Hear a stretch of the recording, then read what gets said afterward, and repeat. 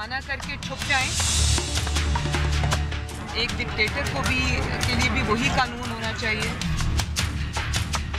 अगर आप नाइंसाफी पे आवाज़ उठाएं तो उसको तौहीन अदालत कहा जाता है। जमहूरियत के लिए आवाज़ उठाएं तो आपको गद्दार कहा जाता है।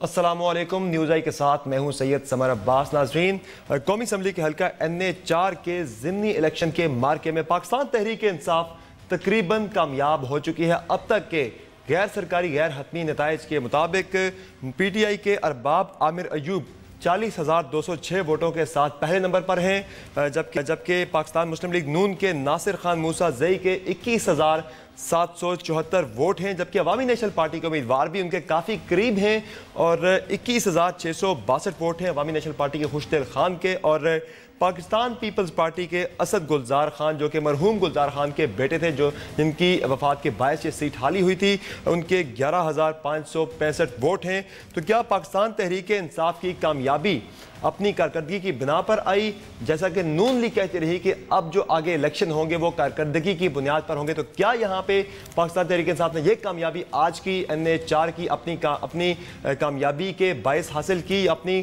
कामयाब गवर्नेंस के बायस हासिल की, या फिर एक कमज़ोर हरीफ मुस्लिम लीग नून जो कि बहरान का शिकार है, एक कमज़ोर हरीफ होने के बायस तहरीक इंसाफ को ये कामयाबी मिली? और आज के शो में हम ये भी बात करेंगे कि क्या जो इलेक्शन था NA4 का ये और जो लाहौर का इलेक्शन था NA120 का, क्या ये ट्रेलर हो सकते हैं 2018 के आम इंतखाबात का? और आज के शो में हम बात करेंगे कि आज एहतसाब अदालत में मरियम नवाज ने पेशी के बाद इल्ज़ाम लगाया कि उनके खिलाफ सबूत तलाश नहीं बल्कि बनाए जा रहे हैं।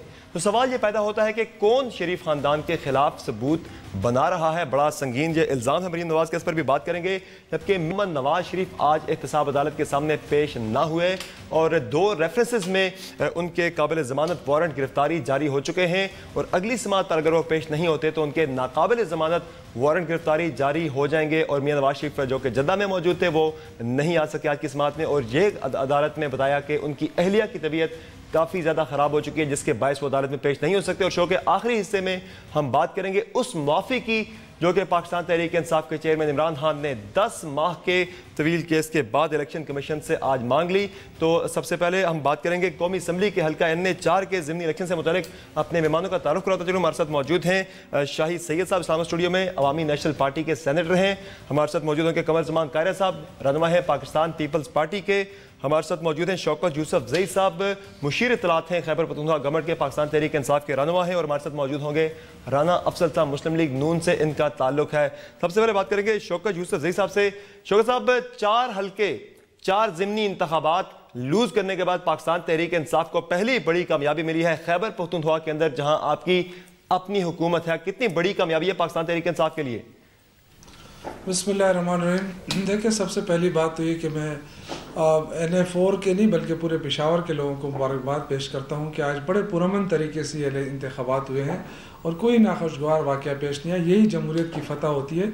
हार जीत तो एक हिस्सा होता है खेलने का। देखिए, मैं समझता हूँ कि ये अपोजिशन की तरफ से बड़ा दावे किए जा रहे थे कि जी कारकर्दगी बड़ी ख़राब है खैबर पख्तूनख्वा में, PTI की स्पेशली अवामी नेशनल पार्टी और मुस्लिम लीग नून बार बार कहते रहे।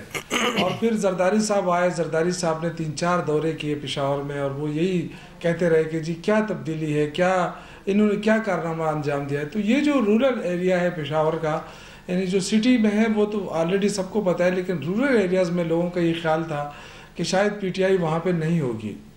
लेकिन जो हमने 4 सालों के अंदर वहाँ सड़कें बनवाई, वहाँ पे स्ट्रीट बनवाई, वहाँ पे पानी का मसला हल कराया, इरिगेशन का मसला हल कराया, ये और बात है कि बिजली का मसला हम हल नहीं करा सके, वो भी आपको पता है कि उसकी क्या वजूहत हो सकती हैं।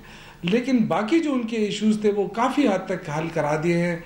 तो इस एक लेकिन आपके हरीफ अवामी नेशनल पार्टी का ये इल्ज़ाम है, नून लीग का भी यही इल्ज़ाम है कि आपने ये सारे काम इलेक्शन शेड्यूल अनाउंस होने के बाद किए। आज तक भी इल्ज़ाम ये लगाया जाता है कि शाह फरमान साहब गलियां पक्की करवा रहे थे।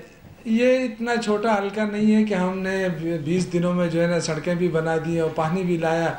ये 4-4.5 साल से हम लगे हैं। ये बहुत बड़े बड़े इलाके हैं और ये बहुत बड़ी बड़ी सड़कें, ये कोई वो नहीं है। इल्ज़ाम लगाने वालों को तो क्या बात है, अभी जो ट्रांसफार्मर अमीर मुकाम साहब लेकर आए थे, क्या वो वापस लेकर जाएंगे लोगों से? मुझे ये तो पहले भी हुआ है, हमेशा से ये करते रहे। लेकिन जो मेन चीज़ है, देखें, अवामी नेशनल पार्टी को यही गिला था कि हमें 2013 के अंदर खुलकर नहीं खेलने दिया गया। क्यों? कि हालात ख़राब थे। अभी तो कम से कम ये क्रेडिट तो पीटीआई को देनी चाहिए कि वो खुलकर खेले, खुलकर उन्होंने कैंपेन चलाई, कोई इशू उनके सामने नहीं आया अल्लाह के फजल करम से। तो ये बड़ी बात है ना कि अमन लाया तो लोग खुश हैं। वो कहते हैं जी पहले धमाके होते थे, अब कम से कम ये कि अमन तो है ना, कारोबार उनका चल रहा है, उनका सब कुछ। लेकिन वो अमन आपकी गवर्नमेंट तो गालिबा नहीं लेके आई, वो तो ओवरऑल जो ऑपरेशंस हुए हैं पाकिस्तान के अंदर उसकी वजह से है। बहरहाल शाहिद सईद साहब की तरफ जाते हैं। शाहिद सईद साहब, आपकी जमात ने बड़ा इल्ज़ाम लगाया आज के, एक तो अपने पुलिस के हवाले से भी गैर जानबदारी का इल्ज़ाम लगाया, और ओवरऑल आपने कहा कि प्री पोल रिगिंग वहाँ पे की गई है, तरक्याती काम इलेक्शन शेड्यूल अनाउंस होने के बाद वहाँ पे शुरू हुए। तो आपकी जमात फिर नताइज को तस्लीम करेगी या फिर खान साहब की ही तरह आप इन नताइज को चैलेंज करेंगे जिस तरह से वो कहते रहे? सबसे पहले तो मैं आपका शुक्रिया अदा करता हूँ, देखने सुनने वालों को सलाम। हमारी पार्टी तो पहले भी जब 2003 हकीमुल्लाह ने इलेक्शन करवाए थे, हकीमुल्लाह ने इलेक्शन करवाया था, तो हमने उसको भी तस्लीम किया था। तो ये तो फिर भी पाकिस्तान के इलेक्शन कमीशन ने किया हुआ है, जिससे शब्द कहते हैं बात सही है कि 2013 में तो हमें इलेक्शन खेलने ही नहीं दिया।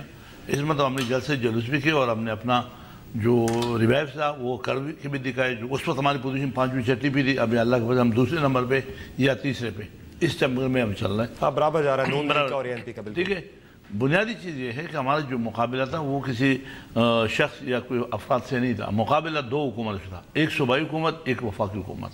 वफाकी हुकूमत गैस के और वावड़ा के ट्रांसफार्मर गाड़ी में रख कर के घूमते थे, और सूबाई हुकूमत जो पड़ती वो रोड नाले और पाइप उस वक्त बिछा रहे थे। कल रात को इस वक्त हल भी अब आया है, कल रात के टाइम पे डामर बिचों में गलियों में डाला या नहीं गया, कल रात, बाकी तो छोड़े। मैं ये कहता हूँ कि ये हिसाब करें पिछले 4 सालों में जो इन्होंने शौकत यूसुफ अजीज साहब तो कह रहे हैं कि हल्का काफी बड़ा है, काम पहले से जारी थे। नहीं, वो मैं पता, वो तो पता है, अमन पता है, हल्का बड़ा है, पूरे पाकिस्तान में बड़े हल्के, पूरे पाकिस्तान में काम होता है। 4 साल के दौरान क्या किया था और ये 60 दिन के अंदर क्या किया था, वो तो सब उस इलाके के लोगों को भी पता है। और अब मैं ये भी मानता हूँ कि जिसकी लाठी उसकी भैंस, ज़ाहिर बात है हुकूमत इनके पास सूबाई हुकूमत है, सारा अमला इनकी मर्ज़ी का होता है। तो इसमें तो हमेशा, और ये सिर्फ इनका नहीं है, ये भी मैं नहीं बताऊँ कि सिर्फ पीटीआई ने काम किया। ये तो जब भी जिसकी हुकूमत रही है हमेशा वही जीतता रहता है। बशाज़ नाज़र कहीं ना कहीं कोई रिकॉर्ड तोड़ने के लिए कोई एक आध केस ऐसा होगा जो हुकूमत के अलावा कोई बंदा जीत जाए, अदरवाइज जिसकी हुकूमत होती है वो जीतता है। ये हमारे 2 हुकूमतों से मुकाबला था। ये शुक्र है कि इलेक्शन खैर से हुआ। जिस तरह से वो बल्दियाती इलेक्शन में कुछ 27-28 लोग शहीद हुए थे, वो उससे बच गए, पुरअमन हुआ। रही बाकी रिकवरी का, वापसी का, एएनपी का, तो ज़ाहिर बात है मैं समझता हूँ कि हम तो उस पर मुतमईन है अपने कारकर्दगी पे। हाँ, अलबत्ता जिस तरीके से पैसा बेदरीगे इस्तेमाल किया, हमें खान साहब की तरह धांधली का इल्जाम नहीं लगाएंगे जिस तरह से वो लगाते हैं। इलेक्शन कमीशन के रोल पे हमें दुख भी है, अफसोस भी है।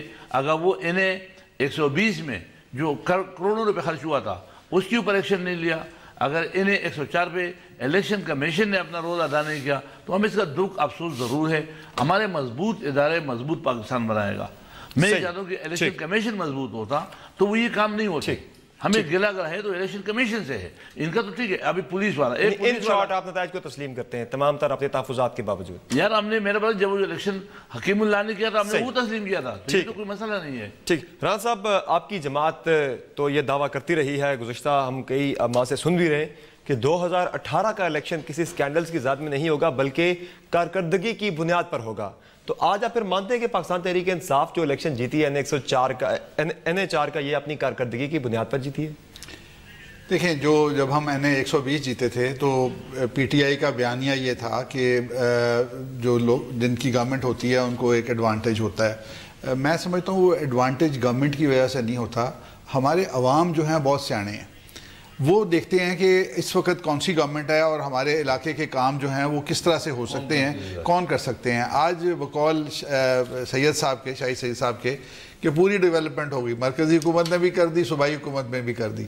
जो अगला इलेक्शन होगा वो मेरिट पे होगा, उसके अंदर वो रियल मेरिट्स आ जाएंगे और उनके ऊपर कोई हुकूमत भी ऐसी नहीं होगी जिसका प्रेशर होगा। तो ये हैं और मैं फ़राख दिली का मुजाहरा करता हूँ, मैं पीटीआई को मुबारकबाद पेश करता हूँ। बिल्कुल बड़ी बात है। दूसरा, राना साहब, पंजाब में NA120 का इलेक्शन हुआ, तकरीबन इंतखाबात से 8 माह पहले वो आपकी जमात जीती। आज केपी में हुआ, वहाँ पे पीटीआई की गवर्नमेंट थी, पीटीआई जीती। सिंध में इलेक्शन होता है, वहाँ पे पीपल्स पार्टी जीती है। तो फिर ये ट्रेलर समझा जाए इन ज़िमनी इंतखाबात को 2018 के इलेक्शन का? देखिए, इसमें ना इलेक्शन कमीशन का कोई गलत काम है, ना सूबाई या मरकज़ी हुकूमत का। अवाम जो हैं बड़े बड़े सेंसिबल हैं। वो कहती हैं कि 8 महीने के अंदर हम ANP का बंदा या नून लीग का बंदा लेके आएंगे, वो हमारे लिए क्या करेगा? तो अगर वो लोकल MNA लेके आएंगे तो उनको मजीद उस इलाके के अंदर उनको एडवांटेज मिल सकता है। और ये भी मतलब उनकी एक स्ट्रॉन्ग सीट, शहर की सीट है।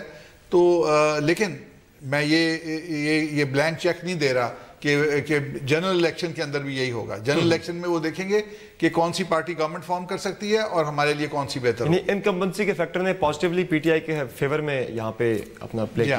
बिल्कुल किया। सही। निगत औरकज़ई साहिबा पाकिस्तान पीपल्स पार्टी की रहनुमा हमें ज्वाइन करिए। निगत साहिबा, आपकी जमात तो ये इल्ज़ाम लगाती रही कि 2013 के आम इंतखाबात में इलेक्शन मुहिम आपको नहीं करने दी गई।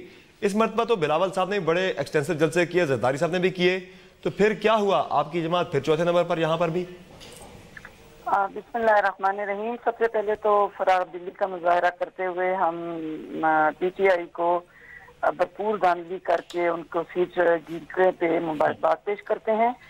और ये तो तजाद हो गया, फरार दिल्ली का मुजाहरा भी कर रही हो, धांधली का इल्जाम भी लगा रही है, ये तो फिर तजाद हो गया। देखें मेरी बात सुने। बात ये होती है कि जब हम लोग आज जो इलाका है, एक तो NA4 की अगर आप हकीकत को देखें तो पूरा पेशावर जो है वैली जो है उसमें ये 4 हल्के हैं, 1 2 3 4। और 1 2 3 4 हल्का जो है वो आधे पेशावर में है और आधा पेशावर जो है जो कबाइल की बाउंड्री के साथ लगा हुआ है, ये NA4 का इलाका है कि जिसमें वो इलाके भी मौजूद हैं कि जहाँ पे आज पाकिस्तान पीपल्स पार्टी का बच्चा जो है तो वहाँ पे गया है। और मैंने तकरीबन आज अगर मेरी गाड़ी ने मुझे जो अपना वो किलोमीटर दिखाया है तो वो मुझे 260 किलोमीटर दिखाया है कि जो मैंने आज सफर किया है गाड़ी में बैठ के और मैंने मॉनिटर किया है। तो उसमें ऐसे इलाकों में भी गई हूँ कि जहाँ मुझे अपना ही असला जो है तो वो अपने कंधे पे भी लगाना पड़ा कि वो ऐसे एरिया था कि जहाँ पे नो गो एरिया थे।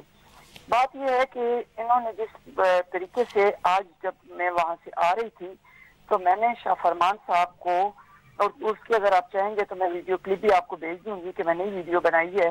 तो उसमें शाह फरमान साहब 3 गाड़ियों के जुलूस में, यानी 3 पुलिस वाली गाड़ियों के जुलूस में नंबर प्लेट लगा के एक तरफ पाकिस्तान तहरीक इंसाफ का झंडा था, दूसरी तरफ मिनिस्टर का झंडा था, बाकायदा इस इलाके में फिर रहे थे। क्या इंडिकेशन है ये?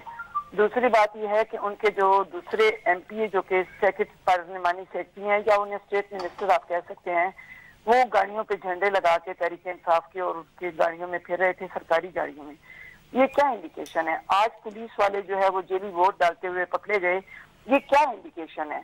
आज अगर पोलिंग बूथ में अंदर तहरीक इंसाफ, PMLN, ANP और कल अदम तंजीमों के बैनर जो हैं वो बिल्कुल लगे हुए थे और पोलिंग स्टेशन के अंदर, पोलिंग बूथ के अंदर लगे हुए थे सिवाय पीपल्स पार्टी के। ये क्या इंडिकेशन है?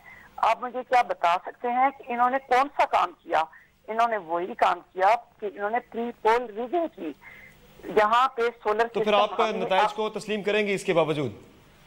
बिल्कुल जी, हम देखें, मेरी बात सुने, धांधली हुई, ठीक ठाक धांधली हुई, प्री पोल रिगिंग हुई। और आपने अगर मेरी कुछ क्लिप्स देखे होंगे तो मैं जब 11 बजे के टाइम पे जब मैंने ये तमाम तमाशा देखा तो मैंने ये चला दिया था कि सूबाई गवर्नमेंट और जो हमारी वफाकी गवर्नमेंट है, देखिए अमीर मकाम जो मुशीर हैं वज़ीर आज़म साहब के, उनका भाई MNA है डॉक्टर इबाद साहब, वो पिछले 1 महीने से ट्रांसफार्मर लगा रहे हैं।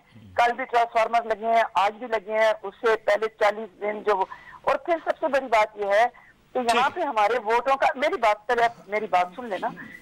बात यह है कि जो गुलजार खान थे उनके 300 उन्होंने ट्रांसफार्मर और 300 ट्यूबवेल मंजूर किए थे और जब उनकी डेथ हो गई और वो विफाकी हुकूमत से उन्होंने किए थे क्योंकि सूबाई गवर्नमेंट के साथ वो नाराज थे, इमरान खान साहब के उससे नाराज थे। उनके ट्यूबवेल्स पे यही शाह फरमान साहब और यहीं के 2 मिनिस्टर हो। ठीक है, मुझे निगहत साहब एक ब्रेक लेनी है, आप हमारे साथ रहिएगा। ब्रेक के बाद आके गुफ्तगू दोबारा से इसी पे कंटिन्यू करेंगे। नाज़रीन यहाँ एक ब्रेक लेंगे, ब्रेक के बाद गुफ्तगू जारी रहेगी। स्टे विद अस।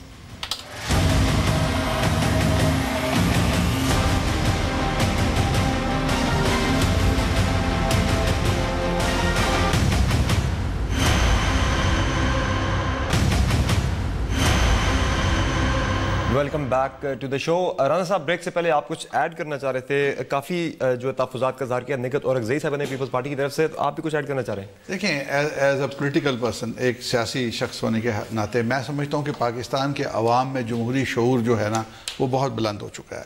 इसको मैं अगर मुझे तजिया करना पड़े इस इलेक्शन के ऊपर, अगर नून लीग का बंदा जीत जाता कोई चेंज नहीं आती, अगर ANP का जीत जाता अवाम के लिए शायद वो कुछ नहीं कर सकता।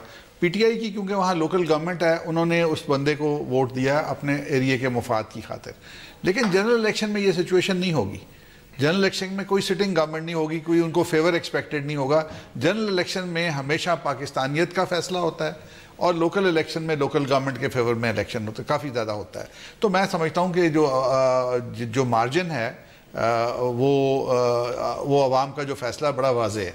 फिर राना साहब, एक और बड़ा अहम इशू है, MML मिली मुस्लिम लीग और लबैक या रसूलुल्लाह जिनके कैंडिडेट्स लाहौर में भी खड़े हुए थे, उस वक्त काफ़ी वोट भी 30 से 34 नंबर पर ये तकरीबन रहे थे। तो आपकी जमात ने ये इल्ज़ाम लगाया था, नून लीग ने, जब पंजाब में लाहौर में ये इलेक्शन लड़े थे, कि जी ये साजिश के तहत इन्हें खड़ा किया गया है। तो अब पेशावर में साजिश किसने कर दी? देखें, ये पार्टी या ये जिस शक्ल में इन्होंने अच्छे खासे वोट ले लिए, जिस शक्ल में ये लोग सामने आए हैं, ये NA 120 के इलेक्शन के दौरान आए हैं। और वो इलेक्शन जो था वो हमें हराने की सब ने कोशिश की मिलके। तो हमारा उस गो के इनकी पार्टियों को रजिस्टर्ड नहीं किया गया, लेकिन यह कि इनके हिमायत याफ्ता उम्मीदवार हैं। मुझे आज का रिजल्ट सही नहीं पता इस वक्त कि इनके कितने वोट मिले हैं, लेकिन इनका एक पार्टी की शक्ल में खड़े होना जो ये पहले 70 साल में नहीं हुए, उसके ऊपर सवाल ज़रूर है। नहीं तो साजिश कौन कर रहा है? आपने कहा था कि लाहौर में खड़े हुए तो साजिश हो गई, इसको ढूंढना तो पेशावर में साजिश किसने कर दी? इसको ढूंढना पड़ेगा। आपकी जमात के खिलाफ साजिश है या तो PTI की पोजीशन पहले ही स्ट्रांग थी? ये वक्त के साथ साजिश खुल के सामने आ जाएगी, ढूंढना पड़ेगा। सही है। शौकत यूसुफजई साहब, काफ़ी ज़्यादा तहफ़्फ़ुज़ात का इज़हार किया, अपने इल्ज़ामात बयान किए, निगहत और अगज़ई साहिबा ने भी, शाहिद सैयद साहब ने भी और राना साहब ने भी। तो आप कंक्लूड कर ले सारी चीज़ें। एक तो बताया जा रहा है कि सड़कें बंद रही थी साथ साथ, और आपके वज़रा जो हैं वो इलेक्शन इंतखाबी जो ज़ाब्ता अखलाक है उसकी खिलाफ वर्जी के तहत वहाँ पे खुलेआम घूम रहे थे, अपना जो वजारत का झंडा है वो लगा के घूम रहे थे गाड़ियों के ऊपर। तो ये क्यों ये इतने ज़्यादा? देखिए, बात सुने, मुझे पता है जब इंसान हारता है ना तो उसके दर्द का भी मुझे पता है, और उसमें फिर इंसान को भी समझ नहीं आती कि मैं क्या कहना चाहता हूँ। बिल्कुल जिन्होंने जो भी बातें की मेरे सर आंखों पे, लेकिन मसला ये है कि आजकल मीडिया का दौर है, इतने चैनल आए हुए थे, मेरे ख्याल से हर पुलिंग स्टेशन पे चैनल ही चैनल थे। तो इस दौर में कोई ये कह सकता है कि इतने चैनल्स जो है वो पूरी निगरानी करते रहे, पूरे इलेक्शन प्रोसेस को देखते रहे, और ये कहते हैं कि जी सड़कें बनती रही, ये कहते हैं कि जी सूबाई जो है ना वसाइल इस्तेमाल हुए। ये मीडिया वाले कोई सोए हुए तो नहीं थे, तो रोज़ जाते थे, रोज़ वहाँ पे वो बना के आते थे कि जी अब ये तो फिर एक तरह का टिट फॉर टैट है जनाब। आप भी इल्जाम लगाते रहे NA 120 में कि वहाँ पे सरकारी मशीनरी वफाक की और पंजाब गवर्नमेंट की इस्तेमाल हुई, इसी तरह आप पे इल्जाम लग रहे। NA 120 में सूरत हाल और थी, वोटों के ट्रांसफर इधर उधर वो हमने नहीं किया। आपने देखा पेशावर में मरकजी वसाइल तो अभी जो चीफ इलेक्शन कमिश्नर ने, ये इल्जाम है अमीर मुकाम साहब पे कि वो ट्रांसफार्मर लेके घूमते रहे वहाँ पे। नहीं, वो तो इल्जाम नहीं है, वो तो सोशल मीडिया पे दिखाया गया है, ट्रक भरे भरे आए हुए हैं। ये इल्जाम नहीं है, ये तो आपका मीडिया भी कह देगा। रात को डामर होता, रात के टाइम डामर होता, दिन को करते नहीं है। रात के पर्सन से पूछ ले, रात के टाइम भी डामर बिछाया जा रहा है। अच्छा, पुलिस के बारे में दिन में तो काम करते नहीं, 4 साल में तो कुछ नहीं किया, आखिरी दिन में दिन रात काम हो रहा है। सबर करें ना, आपने इतनी बातें की, मुझे सुने तो सही ना, मैं जवाब दे रहा हूँ। समर अब्बास साहब, पुलिस के बारे में इन्होंने बातें की। चीफ इलेक्शन कमिश्नर ने अभी देखे फौज की निगरानी में ये इलेक्शन हुआ यहाँ पे। ये सिर्फ पुलिस नहीं थी कि पुलिस ने इनको ऐसा किया वैसा किया। जब आज कोई पुलिस वाला पकड़ा गया था, हारने से पहले जो है कोई किसी ने ये बात नहीं की। अब हारने के बाद इनको सारी खामियां नजर आ गई, सूबाई हुकूमत की खामियां भी नजर आ गई, इलेक्शन कमीशन की खामियां भी नजर आ गई। तो ये आप समझे कि बेहतरीन सिस्टम था ना आज, इसलिए तो पकड़ा गया। कोई जाली वोट नहीं डलवा सका, चाहे वो कोई भी था। वो पुलिस वाला कौन था? कोई हमारी पार्टी का था। वो तो इन्वेस्टिगेट करें कि किस पार्टी के लिए वो डाल रहा था। लेकिन आज पकड़ा गया है। अल्लाह के फजल करम से ये जितने पुरअमन माहौल में इलेक्शन हुआ, इसको दाद देनी चाहिए, अपने फोर्सेस को इनकरेज करना चाहिए, उनको खिराज तहसीन पेश करना चाहिए। हम हर एक के पीछे पड़े होते हैं कि जी बस इसने ये किया, फलां ने ये किया। आज जिस तरीके से फौज ने, पुलिस ने गैर जानिबदाराना रोल अदा किया, शायद ही अगर इस तरह के इलेक्शन हुए 2018 में तो इंशाअल्लाह ताला तहरीक इंसाफ इससे बढ़कर मार्जिन में आएगी। ये तो जो जिस तरीके से ये अपने अपने हलकों में इलेक्शन कराते हैं वो खतरनाक होते हैं। आज तो इन सब ने तस्लीम किया कि सब खुली फील्ड मिली हुई थी सबको, किसको रोका गया, किसको टोका गया, सिवाय इसके कि बस हारने के बाद जो इंसान वो आवाज़ बाख्ता होता है, परेशान रहता है उस परेशानी में। तो इस तरह का बस इदारों पे इल्ज़ाम न लगाए, हम पे लगाए, हम पोलिटिकल लोग हैं। हम 2013 को भूले नहीं है, मैं आपका शुक्रिया अदा करता हूँ। उस वक्त आप हवास बाख्ता थे। नहीं, हम 5 साल हवास बाख्ता रहे। हमें पता था कि उसमें दाल ली हुई थी, और आज भी हम कहते हैं कि दाल ली हुई थी, और वो फौज ने कराए थे, 4 हल्के, वो भी फौज ने कराए थे, लेकिन 5 साल आप हवास बाख्ता रहे। 4 हल्कों का हमने जिक्र किया तो उसमें ज़मीनी इलेक्शन कराने पड़े। बेशक आप लोग जीते, लेकिन ज़मीनी इलेक्शन कराने पड़े। इसका मतलब है कि वहाँ दाल ली हुई थी। सही है। शाही सईद साहब, थोड़ी बात को आगे बढ़ाते हैं। 6 माह बाद अब तकरीबन ये टेन्योर मुकम्मल हो जाएगा, तो 2018 के इंतखाबात बहुत करीब आ रहे हैं। आपकी जमात ने देख लिया, 5 साल आपकी हुकूमत जहाँ पे रही, आपका उम्मीदवार दूसरे तीसरे पे जा रहा है, लेकिन उस तरह से नहीं ऊपर आ सका। ओवरऑल भी ANP उस तरह से हम देख रहे हैं, उसको यूनाइटेड नहीं देख रहे जिस तरह से पहले थी। वो एक पॉलिटिकल फोर्स के तौर पर थी, वो अब हम 2013 के बाद हम देख रहे हैं जो आपकी हुकूमत 5 साल रही, आप काफ़ी ज़्यादा पीपल्स पार्टी की तरफ पीछे जा रहे हैं। 2018 में स्ट्रेटजी क्या होगी अवामी नेशनल पार्टी की? आप किसी इत्तेहाद की सूरत में आएंगे या फिर क्या करेंगे? क्योंकि इत्तेहाद तो सुनने में आ रहा है कि KP में भी बन रहे हैं हुकूमत के खिलाफ। देखो, सबसे पहले तो मैं ये बता दूं कि हम अपनी पार्टी से बिल्कुल पुरुमीद और सही है, खुश मुतमईन है। हमने रिकवर किया। उस वक्त हमारी जो 2013 में पोजीशन थी वो तो 4थे 5वें नंबर पे। आज अगर हमें तो दूसरे या तीसरे नंबर पे आ रहे हैं, तो मेरे ख्याल में हमने वापसी ली है। रही बात बेगम नसीम वली के साथ भी हाथ में लिया असफंजार वली साहब ने, वो भी आपके बेगम नसीम वली साहिबा से, वो भी आपके जो थे वो 2 मुख्तलिफ थे, वो भी आप उसको तो बहस में इसलिए न वो माँ बेटे का मसला था जो लेकिन पॉलिटिकली तो वो एक मामला बना हुआ था। नहीं, कोई मसला हमारे लिए नहीं था। आप कह रहता या मीडिया वाले को ले, हो सकता है हमारे कोई वो घर का मसला हो, घर में हल हो गया। जो मौजूदा जो पोजीशन है 2018 के इलेक्शन का, इत्तेहाद अगर हो जाए तो भी अच्छी बात है, अगर नहीं हो तो हमने तो इलेक्शन इत्तेहादों के बगैर लड़ना है। हमारा प्रोग्राम ये कि किसी इत्तेहाद की ज़रूरत नहीं है, लड़ेंगे। इत्तेहाद के बाद जो जीत के आ जाए, फिर हुकूमतें बन जाए, वो बाज़ार मुश्तरका बन जाए, फिर जो सोचा हो जाए। अदरवाइज अगर होता तो हम अभी भी इत्तेहाद कर सकते थे, नून से कर सकते थे, पीपल पार्टी से करते थे, JUI से करते थे। हमने किसी से नहीं किया। JUI ने, शेरपाव ने भी जाके नून की सपोर्ट की है, हमने उससे भी नहीं किया, और हमने पीपल पार्टी से भी रिक्वेस्ट नहीं की। बल्कि उन लोगों ने क्या कि भाई आपका बंदा बैठ जाए, हमने बोला नहीं भाई आप अपना इलेक्शन लड़ो, क्योंकि हमें पता है इस एक सीट से होना कुछ नहीं है। और हमें ये भी पता है कि जिसकी लाठी उसकी बेंच, हमें ये पता था कन्फर्म था जीतना इसने, तो लिहाजा ही हमारे को इसकी वो नहीं। हाँ, हम अपने जगह के उस इलाके में जहाँ से सिर्फ हमें लाशें मिली थी, 2013 में हम जलसा नहीं कर सकते थे। 2013 के जो हालात थे वहाँ पे, ये जो इलाका है ये शहर के नज़दीक जो इलाका है, ट्राइबल के नज़दीक है, बॉर्डर है, वहाँ पे जाना मुश्किल था, जिससे अभी जैसा कह रही है। तो आज बड़ी रेजिलिएंट यहाँ के वोटर है, बड़े आवाम है, अमन तरीके से आके फाइट की टेररिज्म के खिलाफ। ये वही एरिया है जिसमें से वो सरले काट के लेके गए थे।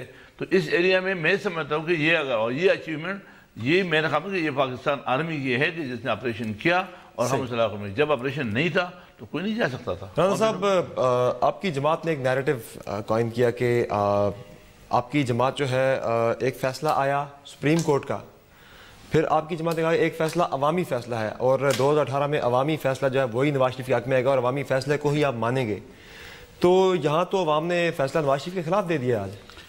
देखिए, मैंने तो बड़ा पूरे तफसील से आपको एक्सप्लेन किया कि अवाम बड़े सेंसिबल हैं। हमें एज अ जमहूरी शख्स, एज अ पॉलिटिशियन, मुझे अपने अवाम की जजमेंट पे पूरा भरोसा है। अब जनरल इलेक्शन के अंदर अवाम पाकिस्तान के लिए फैसला करते हैं। ये ज़मीनी इलेक्शन जो होता है ये लोकल, अब 8 महीने में शाही सईद साहब ने 120 के इलेक्शन में तो बड़ा आपकी पार्टी ने उस पर जश्न मनाया जी, देखें जी अवामी अदालत ने फैसला नवाज शरीफ के हक में दे दिया। देखिए, वो एक बड़े साने के बाद, वो एक बड़े हादसे के बाद इलेक्शन था, और बहुत सारे लोग ये कह रहे थे कि जी अब नून लीग फारग हो गई। तो वो एक अवामी रिएक्शन, वर्कर का रिएक्शन आता है कि हम फारग नहीं हुए, हम कायम हैं। अवाम फैसला करेंगे 2018 में कि पाकिस्तान को मज़ीद तरक्की कौन सी पार्टी दे सकती है। सही है। पाकिस्तान का इशू जो करप्शन बनाया जा रहा है, जो PTI बना रही है, वो इशू नहीं है। पाकिस्तान में 4 मार्शल्ला करप्शन के नाम पे लगे। सही है। आज पाकिस्तान में 400 अरब डॉलर की इकॉनमी है। जो लोग करप्शन का नारा लगा रहे हैं, मैं उनसे पूछता हूं कि उस 400 अरब में से कितने अरब डॉलर चोरी होता है। तो ये तो एक स्लोगन बन गया है नून लीग की गवर्नमेंट के खिलाफ कि जी गाड़ी खड़ी कर दो, ये डेवलपमेंट ना कर सकें और ये नाकाम हो जाए और हम अगला इलेक्शन। आप मुतमईन हैं कि अगला इलेक्शन जो है वो कारकर्दगी की बिना पर होगा, ये स्कैंडल्स मैटर नहीं करेंगे। हमारे पास बहुत कुछ होगा बताने के लिए। निगर साहिबा, पाकिस्तान पीपल्स पार्टी जो कि चारों सूबों की जंजीर कहलाती थी किसी दौर में, अब वो सिंध तक महदूद होकर क्यों रह गई है? पंजाब में इलेक्शन होता है, आप चौथे 5वें नंबर पर आते हैं। KP में इलेक्शन होता है, यहाँ भी आप चौथे 5वें नंबर पर आते हैं। तो क्यों पीपल्स पार्टी सुकड़ती जा रही है, सिंध तक महदूद होकर रह गई है? देखिए जी, सिंध तक अभी भी महदूद नहीं है। ये चारों सूबों की अभी भी जंजीर है। ठीक है, हार जीत होती रहती है। और जहाँ पे जैसे भाई मेरे ने कहा कि जिसकी लाठी उसी की भैंस, और मैंने आपको देखें ये जो अभी जो ये बात गोल कर गए हैं शौकत यूसुफजई साहब, ये इनके मिनिस्टर बाकायदा तौर पे जो है तो वो बाकायदा फिरते रहे हैं, सड़कें बनती रही हैं, सोलर दिए गए हैं, उनके टेंडर्स होते रहे हैं और सब कुछ वही प्री प्लान जो होता रहा है, जो कि सूबाई गवर्नमेंट का वतीरा होता है। तो इसमें हम ये नहीं कह सकते कि हमारे जो वोट हैं तो वो हमने मुकाबला किया। अब हम अभी भी मैदान में है। 2018 का इलेक्शन जो है वो ये बैसाखियों के जरिए नहीं जीत पाएंगे और वो बैसाखियां जो है तो इनसे जब छीन दी जाएंगी तो हम लोग जो है तो आजादाना तौर पे पहले तो हमें दहशतगर्दों से ज़रबे अज़ब के जो हमारे लीडर्स हैं जो कि हमारी पाक आर्मी है, उन्होंने बहुत शहीद और हमारे सिविलियन जो शहीद हुए हैं उनकी वजह से आज उन इलाकों तक हमारी रसाई हुई है। खुद जो जिनको सबसे पहले तालिबान को जो इमरान खान साहब ने ऑफिस देने की मुतालबा किया था, आज पाक आर्मी की लेकिन मैं 2018 के इंतखाबात की बात कर रहा हूँ जिसके बारे में जरदारी साहब और बिलावल साहब दोनों ही बड़ी खुशफहमी में मुब्तला हैं, बड़े दावे कर रहे हैं कि इलेक्शन होंगे, वफाक में हुकूमत पीपल्स पार्टी की बनेगी, लेकिन आपके तो चौथे 5वें 6वें नंबर पर जगह पे आप इसको मैंने जब भी अपनी टॉक शो की है NF4 के हवाले से, और जब एंकर्स कहते थे कि NF4 जो है तो इसका इलेक्शन पैमाना होगा, ये पैमाना नहीं आने वाले इलेक्शन के लिए। ये कारकर्दगी की बुनियाद पे होगा। जो इनकी कारकर्दगी है, जो इनकी करप्शन है, जो इन्होंने जो 27 अरब से 157 अरब तक कर्जे पे गए हैं, जो इनका मेगा प्रोजेक्ट इन्होंने कोई नहीं बनाया, जो इन्होंने सड़कें खोद के थे, जो इन्होंने जो BOG जो इन्होंने प्राइवेटाइजेशन हेल्थ में की है, जो इन्होंने सड़कों पे के बीमार है उनको लाके खड़ा कर दिया, डॉक्टर्स को खड़ा कर दिया। ये सारी कारकर्दगी इनको 2018 में भुगतनी पड़ेगी और इंशाअल्लाह ताला हम मैदान में, और मैदान हम कभी छोड़ेंगे नहीं। ठीक है, चलें 2018 का इलेक्शन बताएगा पीपल्स पार्टी कहां स्टैंड करती है। बहुत शुक्रिया निगत और ज़ई साहबा हमें वक्त देने के लिए। नाज़रीन के साथ जहां एक ब्रेक लेंगे, ब्रेक के बाद वापस आएंगे तो बात करेंगे नैब केसेस से मुतालिक और इमरान खान की इलेक्शन कमीशन से उस माफी से मुतालिक जिसका 10 माह बाद उन्होंने फैसला किया। स्टे विद अस।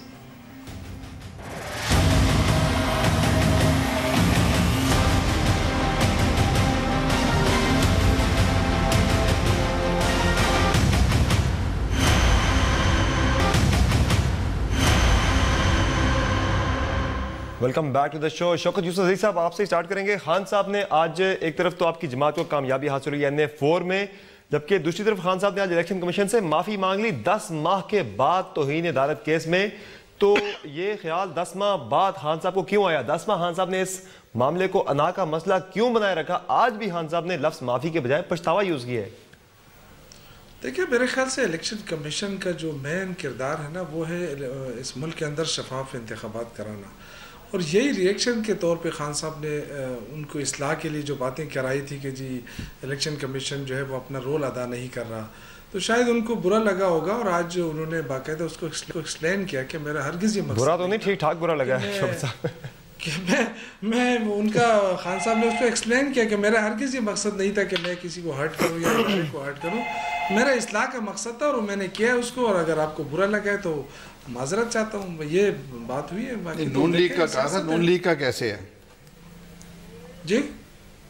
मैंने कहा था ये इलेक्शन कमीशन नून लीग का है। जो भी है ना, सबका इल्जाम लगाया था उन्होंने, रिएक्शन के तौर पे उन्होंने बात की थी कि जो देखे ना शफाफ इंतखाबात तो नहीं हुए थे ना 2013 में, ये बात तो माननी पड़ेगी ना। अगर शफाफ इंतखाबात हुए थे तो फिर जो 4 हलकों की हमने बात की तो वो क्यों खुले थे, फिर वो क्यों इशू वहाँ नहीं पे था ज़मीनी इलेक्शन इलेक्शन हुआ कमीशन था? के साथ। वो इसी आज भी खान साहब ने निकलकर शौकत साहब तकरीबन उसी तरह की बात थोड़े सॉफ्ट लहजे में की है कि इलेक्शन कमीशन के मामले पर हुकूमत और अपोजिशन के दरमियान मुकमुका नहीं होना चाहिए। आज फिर उन्होंने इस तरह का तासर दिया। देखिए खान साहब जो बात करते हैं ना, वो देखें वो रियल उसमें अवाम की आवाज़ उठाते हैं। अवाम की आवाज़ होती है, उनकी जो बात होती है कि मुल्क के अंदर क्या चीज़ें गोइयाँ होती है, जब इलेक्शन होता है उस पर कितनी बातें होती है, क्या उसमें खामियाँ होती हैं। तो अगर इलेक्शन कमीशन ये अपनी खामियों पर काबू पाए तो बेहतरी आ सकती है ना मुल्क के अंदर। आप देखिए 1000 मरतबा आप पार्लियामेंट पे बात करें, पार्लियामेंट सुप्रीम है, लेकिन अगर इलेक्शन के प्रोसेस के जरिए चोर डाकू अगर पार्लियामेंट में पहुंचते तो उसका क्या असर होगा। तो ये अगर अच्छा इलेक्शन होगा तो अच्छे लोग फिर गिला करना पड़ेगा। ठीक था। अगर खान साहब का नुक्ता नजर ठीक था तो फिर माफी नहीं मांगनी चाहिए थी, स्टैंड करना चाहिए था अपने बयान पर।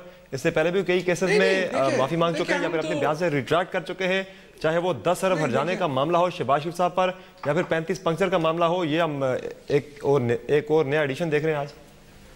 देखिए मेरे ख्याल से इदारों के साथ पंगा लेने के बजाय इदारों की इस्लाह की ज़रूरत है पाकिस्तान में। अगर हम सही इदारों के पीछे पड़ेंगे तो ये इदारे वैसे भी कमज़ोर हैं और भी मज़ीद ख़राब होंगे। बेहतर ये है कि हम इनको इस्लाह की तरफ ले जाएं। यही बदकिस्मती है कि हमारे देखें इलेक्ट्रल प्रोसेस के लिए कमेटी बनी लेकिन कमेटी का कोई रोल अभी तक सामने नहीं आया। ये बदकिस्मती है कि पार्लियामेंट जैसा इदारा जो है वो अपने इदारों को ठीक करने के लिए इस्लाह नहीं कर सकता, तो फिर कौन करेगा। फिर हम क्यों गिला करते हैं, क्यों शिकवा करते हैं जमहूरियत का कि जमहूरियत करप्शन से तो मजबूत नहीं होती है। राना साहब ने अभी कहा कि जी करप्शन इशू नहीं है। करप्शन कैसे इशू नहीं है? इस मुल्क में कारखाने नहीं लग रहे क्योंकि पैसा नहीं है। इस मुल्क के अंदर इदारे इसलिए कमज़ोर हैं कि पैसे नहीं है, जो बिजली नहीं बन रही है फलानी, ये तो पैसों की वजह से ना। तो पैसे कहाँ चले गए? ये तो कहते हैं कि जी हमारे पास इतना है, लेकिन ये कर्जे जो इतने आए ये कौन देगा? अभी 1.25 लाख या 1.5 लाख फी पाकिस्तानी मकरूज़ है, तो उनको बताया जाए ना कि भाई आपके लिए हमने ये किया इसलिए आप मकरूज़ हैं। उनको तो पता ही नहीं है बेचारों को। जो दिन में मजदूरी करता है, मुश्किल से अपने लिए दिहाड़ी कमा के अपने बच्चों के लिए पेट पालता है, उसको तो बताओ ना कि आपके लिए ये पैसे कहाँ से हम चलिए लेट हिम रिस्पॉन्ड। राना साहब से पूछ लेते हैं। राना साहब, एक तो इस पे भी आप रिस्पॉन्ड कीजिएगा जो शौकत साहब ने इल्जाम लगाया। दूसरा, आज मरीम नवाज शरीफ साहिबा पेश हुई एहतसाब अदालत के सामने। उसके बाद उन्होंने एक बड़ी अहम बात की कि उनके खानदान के खिलाफ सबूत ढूंढे नहीं जा रहे बल्कि बनाए जा रहे हैं। ये भी बड़ा संगीन इल्जाम है। कौन बना रहा है इल्जाम? देखिए कौन बना रहा है? वो एक्सप्लेनेशन भी आपके सामने आ जाएगी। अब मैं आपको डार साहब के केस के बारे से बताता हूँ। उनकी जो प्रॉपर्टी है उसकी कीमत 3 गुना बढ़ा दी। जो चीज़ें वो आज से 5 साल पहले बेच चुके हैं वो भी आज उनके फ्रीज कर दी गई हैं। तो मतलब ये काबिल एतराज़ बातें हैं और ये शो करती हैं कि ये उजरत में हो रहा है। हमारे जो एतराज़ात हैं, हम खुदा न खास्ता किसी अदारे की जो हमने एतराज़ात किए थे इन फैसलों नवाज शरीफ के केस के ऊपर, हमने बाद में किए। पाकिस्तान के जो टॉप के लॉयर्स हैं, अटॉर्नी जनरल्स हैं, वो जो ऑफिसर्स ऑफ द कोर्ट हैं, उन्होंने कहा ये क्या तमाशा हो रहा है। एक क्रिमिनल को, एक दहशतगर्द को तो अपील का हक है, वज़ीर आज़म को नहीं है। उन्होंने ये कहा कि इस तरह से केस नहीं चलना चाहिए था। हमने तो बाद में बातें की। हम तो छोटी छोटी चीज़ें बता रहे थे कि जी हमारी तस्वीर लीक हो रही है, व्हाट्सएप के ऊपर सिलेक्शन हो रही है, छोटी छोटी बातें थी। तो फिर आप एतराज़ भी कर रहे हैं, साथ साथ पेश भी हो रहे हैं अदालतों के अंदर। ये लग बात है मियां साहब आज पेश नहीं हो सके, वो सऊदी अरब में थे, लेकिन ओवरऑल देखा जाए ट्रेंड जो चल रहा है कानून के तहत हर पाकिस्तानी की मजबूरी है। तो फिर अगर आपको इतना ज्यादा ये बायस और इतना ज्यादा आपको अगर लग रहा है कि फोकस्ड है ये आपकी तरफ, तो फिर छोड़ दें इससे अलग। ये पाकिस्तानियत की मजबूरी है कि अगर वो पसंद करे या ना करे, उनको इन अदालतों के सामने पेश होना है। और इनके आगे सर भी, भुट्टो साहब की हैंगिंग हुई, वो फांसी लग गए, कबूल हो गया, आवाम ने कबूल कर लिया, उन जजेस को कबूल कर लिया। तो फैसले जो होते हैं वो मानने पड़ते हैं, उसके कॉन्सिक्वेंसेस भुगतने पड़ते हैं। हम भुगत रहे हैं।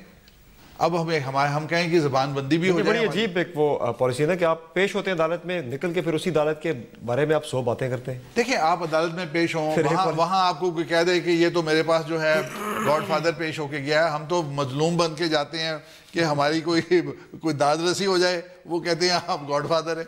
तो फिर मतलब हम उसमें बोले भी ना, क्या करें। मैं इसी पे बात करना चाहता हूँ। पार्लियामेंट क्यों कमजोर किया? इसे मैं शाही सही साहब से उनका नुक्ता ले लूं, फिर मैं आपकी तरफ आता हूँ शौकत साहब। देखो बुनियादी चीज़ ये है कि सुप्रीम कोर्ट की एक जज ने कोई पट्टी चली थी कि 72-63 को अगर छेड़ा गया तो शायद सिराजुल हक बजाय पार्लियामेंट खाली हो जाए। अगले दिन उन्होंने अपना बयान वापस ले लिया था, माजरत करी थी उस पर जस्टिस खोसा साहब का ये रिमार्क। अच्छा ठीक है, मैं ये कहता हूँ कि जब 62-63 तुमने नवाज शरीफ के ऊपर तो इस्तेमाल तो कर दिया, ये 62-63 के अंतर में किया, ठीक है। अब मजीद ये बाकी लोगों के लिए क्यों इंतजार कर रहे हैं? ये बाकी तो नहीं, ये वो चीज़ें होती है कि अदालत पे लोगों को इतराज़ आता है। अदालत अगर आपने फैसले शफाफ करें ताकि फैसले खुद बोले, देखो 62-63 इस्तेमाल हो गया, नवाज शरीफ के खिलाफ हुआ, ठीक है कि तो ये 62-63 पे सब हमारी पार्टी के पहले नसीब मौके थी कि ये काम पार्लियामेंट का था। माजरत के साथ पार्लियामेंट अपना काम पूरा नहीं कर सका। हमें पार्लियामेंट में ऐसी कानून साजी करनी चाहिए थी कि लोग करप्शन करे ही नहीं, लेकिन पार्लियामेंट ने नहीं किया। फिर हम TOR पे पार्लियामेंट में और किस पे अप्लाई होना चाहिए, ये क्या तजवीज़ है आपकी? ये सब आप पे भी मुझ पे भी जितने भी लोग इसके जज में आते हैं तो अक्रॉस द बोर्ड हो, सिर्फ एक बंदे के इंतकाम के लिए एहतसाब न हो। वो तो अभी नया एहतसाब कानून बन रहा था, अभी एहतसाब ऑर्डिनेंस उसमें गवर्नमेंट ने निकाल दिया, उसमें से अक्रॉस द बोर्ड अकाउंटेबिलिटी का जो एक मुतालबा था वो निकाल दिया उसमें कि जजेस और जर्नलों की जो अकाउंटेबिलिटी होनी थी वो शिक निकाल दी गई उसमें से। तो ये बस ये कोई अच्छी लफ्ज़ नहीं है, अच्छी चीज़ें नहीं है। एहतसाब सबका हो, मुल्क के मफाद के लिए हो, वो चाहे कोई भी करे, जुर्म कोई भी करे वो जुर्म है। ये कि सिर्फ आप सियासतदान को करते हो, सियासतदान तो ऐसे बदकिस्मत है कि हम एक दूसरे को खुद गालियां देते हैं। तो कानून तो सियासतदान ही अभी बना रहे हैं। तो मैं यही बोलूँगा हमारी पहले ये पार्लियामेंट को मानना चाहिए, ये हमारी कमजोरी है। पार्लियामेंट में हमने ये TOR क्यों नहीं बनाया जिसकी दुम उठाओ मादी है, हर आदमी एहतसाब चाहता है दूसरे का, अपना एहतसाब तो चाहता नहीं है, लिहाजा से नहीं हुआ। हम अदालत में क्यों गए? हमें अदालत में नहीं जाना चाहिए था, ये काम पार्लियामेंट ने करना था। देखिए ये सारी सियासी लड़ाइयां जारी हैं, क्यों नहीं हुआ पार्लियामेंट में? इसलिए नहीं हुआ कि हमारी वहाँ मेजॉरिटी थी, इनका ऑपोजिशन की जमातों का ख्याल था कि इनके फेवर में फैसला हो जाएगा। जब जजेस अपने फेवर में खुद अपना फैसला करते हैं तो अपने इदारे के फेवर में करते हैं। जब फौजी अपने जर्नलों को या किसी चीज़ में पकड़ते हैं तो अपने इदारे की पूरे को प्रोटेक्ट करने के बाद सजा देते हैं। लेकिन पॉलिटिशियंस ऐसे हैं कि वो जिस शाख पे बैठे हैं सारे उसको काटते हैं। नहीं, वो तो फिर मुशर्रफ की बात भी आज की मरियम नवाज साहिबा ने कि परवेज़ मुशर्रफ उसका आप एहतसाब क्यों नहीं करते? वो मुल्क से बाहर चला जाता है, वो अस्पताल चला जाता है, उससे पैसेज सेफ एग्जिट दे दिया जाता है। हमारा एहतसाब रुतलस हो रहा है तो मुशर्रफ साहब को तो आपकी जमात ने ही भेजा था, वो तो अदालती फैसले को आप कोर्ट करते हैं, वो मिसकोट किया जाता है। मैं अभी एक टीवी के ऊपर था, दुनिया टीवी पे, उन्होंने क्लिप दिखाया मुशर्रफ का और मुशर्रफ ने हैरत अंगेज, मैंने पहले नहीं देखा हुआ था, उसने कहा मैं उसका बॉस था, उसने मेरी हेल्प करनी थी, कि राहील शरीफ ने मेरी हेल्प करनी थी, मैं उसका बॉस था और उसने मेरी हेल्प की है। तो और इससे ज्यादा आप क्या करेंगे? बॉस तो बहुत सारे बाहर बैठे हैं। भेजा राहील शरीफ साहब ने तो नहीं भेजा ना, भेजा तो गवर्नमेंट ने, अदालत ने हुकूमत पे छोड़ा था, वफाकी हुकूमत पर छोड़ा था कि आपकी डिस्क्रिप्शन है, ECL से नाम निकाले या ना निकाले। फिर अब आप मरियम की बात समझ जाए, ये फैसले का ये फिर आप मरियम नवाज की बात समझ जाए। इन बिटवीन अब मुझे ना मेरा मुंह खोले। क्या उसने जो कहा कि उन्होंने कहा जी आप उसको वापस बुलाएंगे, तो उसने इनडायरेक्टली ये कहा कि हम तो पहले जो किया है उसको भुगत रहे हैं, आप हमें और जगह फंसाने की कोशिश कर रहे हैं। मैं बात आपकी जो है ना इसको आगे बढ़ाते हैं। शौकत यूसुफ ज़ई साहब, आप कुछ ऐड करना चाह रहे थे? देखिए, मैं ये कहना चाहता हूँ कि आपने जो बात की ना कि जिस अदालतों में ये पेश होते हैं फिर बाहर आके उसी के खिलाफ बात करते हैं, यही तो अफसोसनाक बात है ना कि ये इनकी हुकूमत है और अपने इदारों के ऊपर, तो फिर क्या मतलब हुकूमत नाम की चीज़ नहीं है, फिर ये तो तस्लीम कर लेना, जब नहीं है तो फिर इस्तीफा दे के चले जाएं। कमजोर जमहूरियत है कानून, यही चीज़ जो है ना, ये जब पीपल्स पार्टी का प्राइम मिनिस्टर जब पेश हो रहा था तो उस वक्त नवाज शरीफ साहब कह रहे थे कि इस्तीफा दो, घर चले जाओ और अगर जुर्म साबित ना हो तो फिर वापस आओ, लेकिन अपने लिए उन्होंने ऐसा नहीं किया। अगर यही किया नहीं, चले नहीं गए, उनको हटाया गया है, सॉरी बस। तो फिर और क्या करते हो? उससे पहले था चले जाने का वक्त, उससे पहले था, अगर वो खुद चले जाते तो शायद उनकी इज्जत भी बढ़ जाती, फिर अदालत का एहतराम कैसे होता, अच्छी प्रेसिडेंट बन जाती, लेकिन उनको हटाया गया। अब जो देखे ना, अब अकामा फलाना फलाना, अकामा शकामा नहीं है भाई, ये करप्शन का केस है। और अब जो रेफरेंसेस आ रहे हैं ना, इनके होश ठिकाने आ जाएंगे। पूरी कौम को सामने ये जो हमदर्दियाँ हासिल करने के चक्कर में है कि शायद हम 2018 तक हमदर्दियाँ लेंगे और लोगों को कहेंगे कि हम तो मजलूम हैं, तो मजलूम नहीं है भाई, करप्शन का केस है। और आपको इतना ज़्यादा चांस दिया जा रहा है, नेब की तरफ से भी, सब की तरफ से आपको कितना मौका दिया गया कि अपना मनी ट्रायल ला के बता दे, तो कोई मनी ट्रायल तो ला के बता दे ना। अब इसहाक डार के मजलूम बनाया जा रहा है, उसके एसेट कहाँ से कहाँ पहुँच गए, कोई बता नहीं रहा है कि एसेट कैसे बढ़ गए। पाकिस्तान के एसेट्स तो कम हो रहे हैं आप मुझे बताएं कि स्टील मिल का कोई पाकिस्तान के एसेट कम नहीं हो रहे, 400 अरब डॉलर पे इकोनॉमी चली गई है। तीसरी मर्तबा मुस्लिम लीग जो है ना वो हुकूमत पे आई है, स्टील मिल का कभी सोचा है कि किस तरह इसको बढ़ा? 14 साल के बाद हमारी हुकूमत बनी है, तीसरी मर्तबा कहाँ से आ गई? खसारे से निकले, कभी सोचा है कि रेलवे खसारे से निकले? कभी नहीं। चले मैं टाइम चूंकि कम है, मैं शाहिद सईद साहब से कंक्लूडिंग की बात सुन के लूंगा। एक बड़ा अहम सवाल है शाहिद सईद साहब, इमरान खान साहब ने भी इल्ज़ाम लगाया कि ये NRO की कोशिशें हो रही हैं, कर रहे हैं, नवाज शरीफ साहब कर रहे हैं। तो इस वक्त वो सऊदी अरब में थे, आज अदालत में पेश नहीं हुए। ये भी खबर है कि शाही खानदान से शायद उनकी मुलाकातें भी हुई हैं। तो कोई NRO के लिए दोबारा कोशिश तो नहीं है, कोई डील ऐसी तो नहीं होने जा रही? आपको क्या लग रहा है? ऐसा हुआ है, कई बार ऐसे NRO बने हैं और यही NRO था कि जिसमें से कोई 8000 केसेस भी थे, मर्डर केस भी थे। उसके बाद मुशर्रफ के दौर में जो हुआ था वो भी लोग हो गए। 12 मई का वाक़ा कराची में हुआ था, कराची में जितने जुल्म हुए वो सारी चीज़ें NRO के नज़र हुए। तो ऐसा होता रहता है इस मुल्क में। लेकिन मैं समझता हूँ कि हमें अपने पार्लियामेंट को मजबूत करना है, मजबूत इदारे मजबूत पाकिस्तान बनाएगा। हमें जुडिशरी के रिस्पेक्ट होना चाहिए, उनके भी मजबूत करना चाहिए। हमारे इलेक्शन कमीशन आज़ाद, खुद मुख्तार और मजबूत होना चाहिए। हमारे फ़ौज दुनिया से दहशतगर्दी से लड़ रहे, उसको मजबूत करना चाहिए। हमें एक दूसरे को डिग्रेड करके एक इदारे एक दूसरे कमज़ोर नहीं करना चाहिए। इस वक्त जो हमारा मुल्क है वो बिल्कुल दुनिया के आंखों में अमेरिकन हम पे डूमूर के मुतालबे कर रहे हैं। जो कुछ भी हुआ है अमेरिका ने हमारे साथ करवाया, पाकिस्तान को इस्तेमाल किया अमेरिका ने। आज वो हमें डूमूर की बातें करें। हमें इन साइडों को देखना चाहिए। इस वक्त पाकिस्तान का दुश्मन ईरान भी हो रहा है, अफगानिस्तान भी हमारा हो रहा है, इंडिया भी है, हमारे दुश्मन बढ़ रहा है। तो हमें अपने खारजा पॉलिसी को देखना है, हमें अपने ये चीज़ को कवर करना है। ये हमारी रिविजिट की ज़रूरत है, क्योंकि अफगानिस्तान कल हमारा एहसान बनता, आज अफगानिस्तान हमें गालियाँ दे रहा है। लेकिन आज जो दहशतगर्दी जो वाक़यात हो रहा है तो हमें तो ज़्यादा तकलीफ पड़ोस से।